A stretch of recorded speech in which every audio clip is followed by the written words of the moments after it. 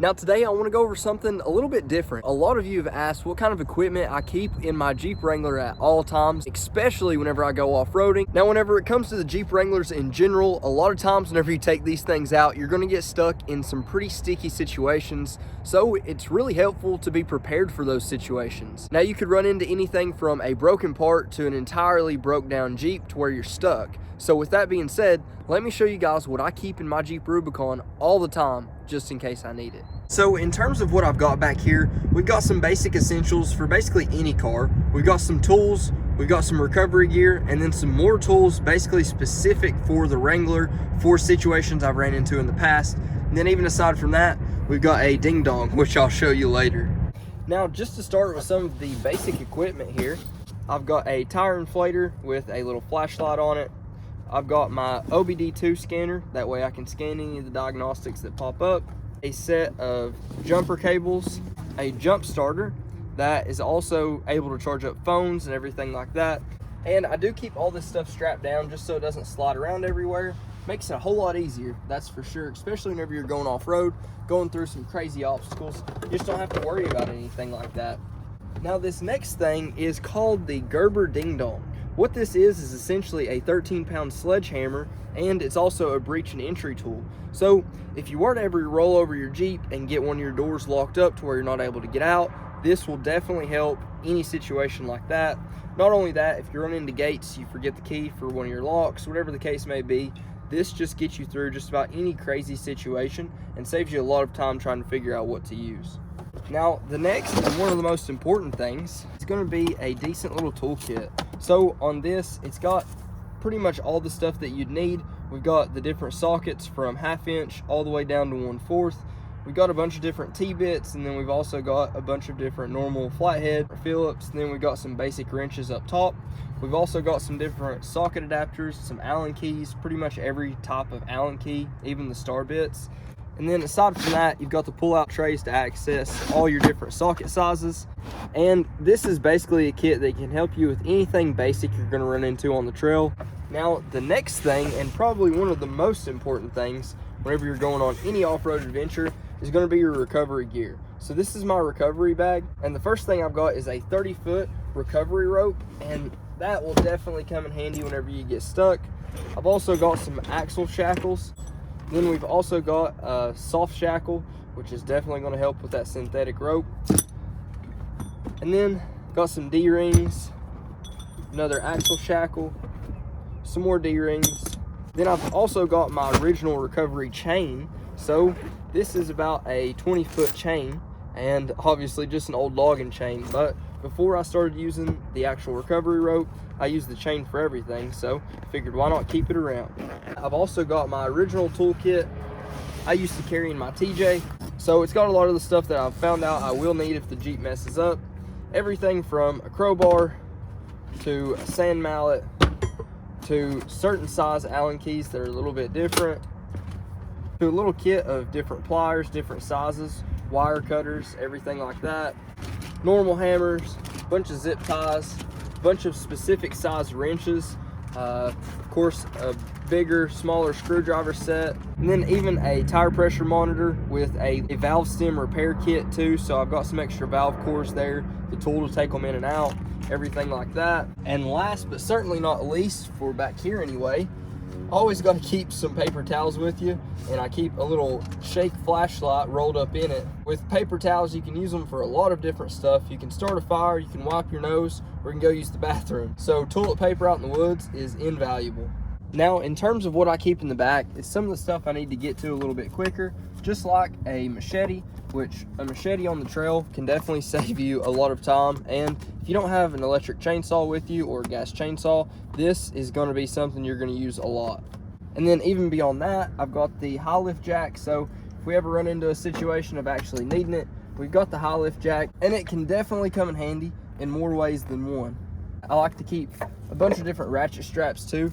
So I've always got some ratchet straps to tie anything down if we ever need to. You'd be surprised what you can use these for in a situation where you need them.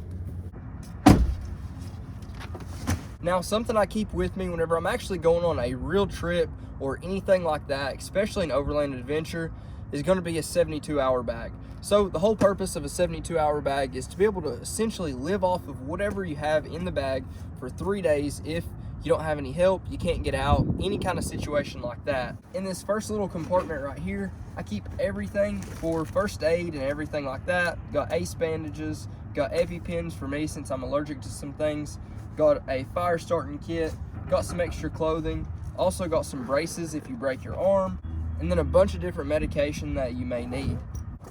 Moving beyond that, I've got some extra rope, got a pair of gloves.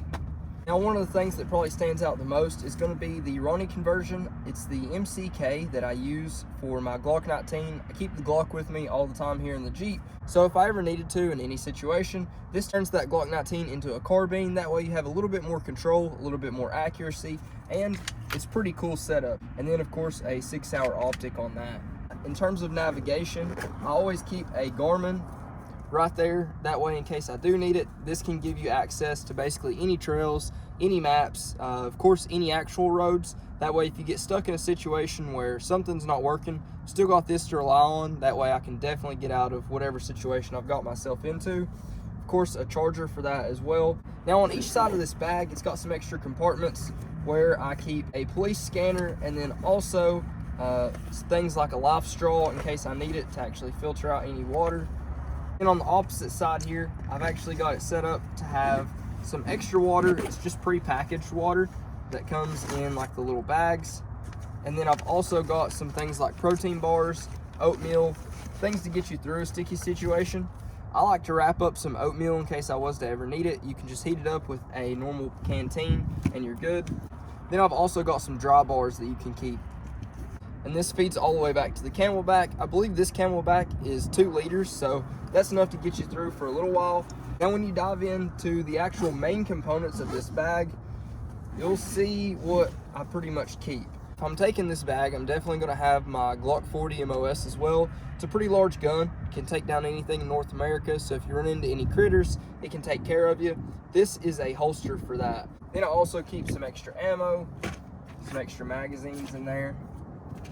And then depending on what season it is, I'll keep some extra clothes for it too. So right now it's pretty much winter-ish, almost getting into spring, so I keep an extra jacket in there. And then I keep a whole little section full of batteries. That way, if I need batteries, I've got them, a little flashlight. And then in this section right here, I keep some odds and ends, a couple extra more magazines, but I've got a survival blanket, poncho, got some actual steel wire,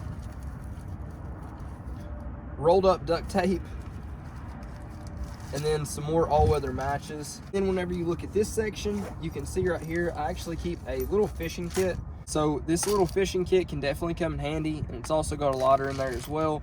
But I keep some actual stuff rolled up right here so you can use a stick for wrapping it around if you needed to. Obviously some hooks, some bobbers, and then some actual lures as well. So that can help you out in a sticky situation. Then also keep a couple road flares. That way if you need to signal somebody down or signal people around your vehicle, you definitely can with that. And then for this bottom section here, I actually made this, oh my gosh, so long ago. So with this, it's a little mini stove, and you can use this to cook on top of. It's filled with like fiberglass, and you pour some heat in there, the fuel additive that makes sure that your fuel lines don't freeze up. You pour that in there and ignite it, and you can cook some stuff on top of it, so that comes in handy. I also keep some extra socks, some extra lighters, and apparently a knife sharpener.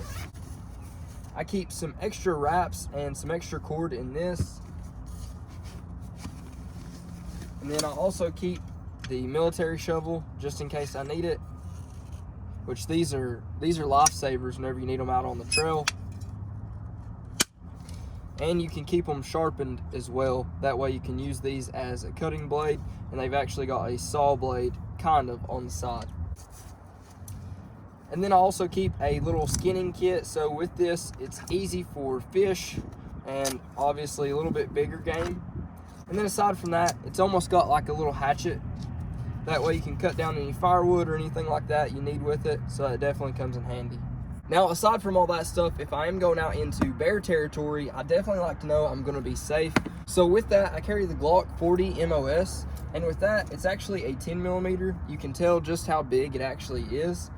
And for these Glock 40 MOSs, I mean, you can use different rounds. So if you're going to use something for actually bear, you've got these are buffalo bore rounds, and they'll go right through 2 different bear. Of course, I keep a multi-tool in here too, that way I can use it if I do need to fix any equipment or anything like that. That comes in handy pretty quick. And if you do need to use this for something that's not an animal, they make some pretty impressive rounds for these 10 millimeters. But these little storage cases you can get really make everything really easy to keep and keep it in its place. So for this, you can just cut it out and store whatever you need to. This one is the Apache 3800, and I've got the smaller one that, like I say, I use for camera equipment. And you can't forget all of the actual camera equipment. Of course, I keep all the camera equipment with me, that way we can document whatever we're doing. Well, that's basically going to wrap it up for today's video, guys. If you haven't already, please like, comment, subscribe. Let me know what you think. Let me know what you want to see next. But until next time, Godspeed.